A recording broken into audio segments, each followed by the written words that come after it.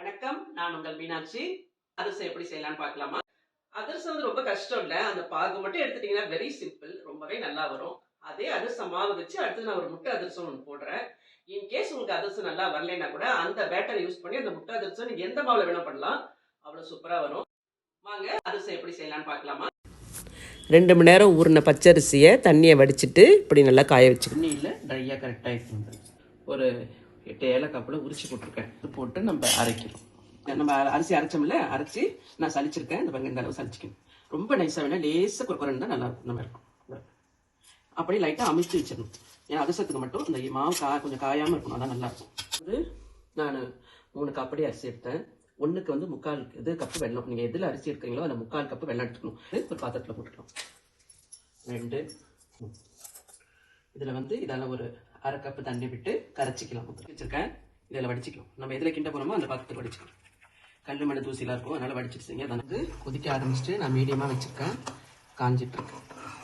நம்ம இப்போ இதை கொஞ்சோண்டு எடுத்து இதில் ஊற்றி பார்க்கணும்.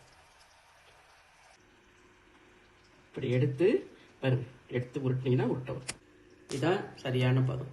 இப்போ ஆஃப் பண்ணிவிட்டு இப்போ நான் மாவு போட்டு கிண்ட போகிறேன். அது கொஞ்சம் போட்டுட்டு ஒரு மரக்கஞ்சி இப்படி பின் சைடு வச்சு கிண்டிங்கன்னா கரெக்டாக வரும்.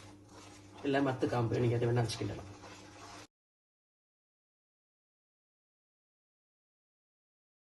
இதை பாருங்கள், நான் எடுத்து காட்டுறேன். மாவு எப்படி பாருங்கள். இந்த அளவுக்கு நான் தட்டும்போது கரெக்டாக இந்த சூடெலாம் ஆறணுன்னே கரெக்டாக வந்துடும். ஒரு ஸ்பூன் நெய்யை தடவிட்டு நீங்கள் அப்படியே மூடி வச்சிடலாம். வந்து ஒரு நாள் வந்து புளிக்கணும். இப்போ இன்னைக்கு நைட்டு வச்சிங்கன்னா நீங்கள் நாளைக்கு நைட்டு வரையாத அட்லீஸ்ட் புளிக்கணும். அப்போ உங்களுக்கு ரொம்ப நல்லா இருக்கும். புளிக்கணும், புளிப்பாயிடாது மாவு. அது ரொம்ப டேஸ்ட் அப்போ தான் நல்லாயிருக்கும். ஒரு வாழை இலையில் நெய் தடவிட்டு அதில் மாவை வச்சு நெய் தொட்டுக்கிட்டு தட்டலாம். எடுத்து எண்ணெய் வந்து மிதமாக காய வச்சு சுட்டு எடுக்க வேண்டியது தான். இதே மாதிரி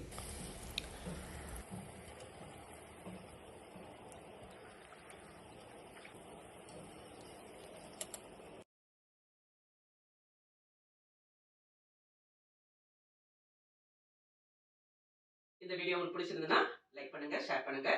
மறக்காம மீனூஸ் குக் புக்கு சப்ஸ்கிரைப் பண்ணுங்க. நம்ம இன்ஸ்டாகிராம் பேஜுக்கும் சப்போர்ட் பண்ணுங்க.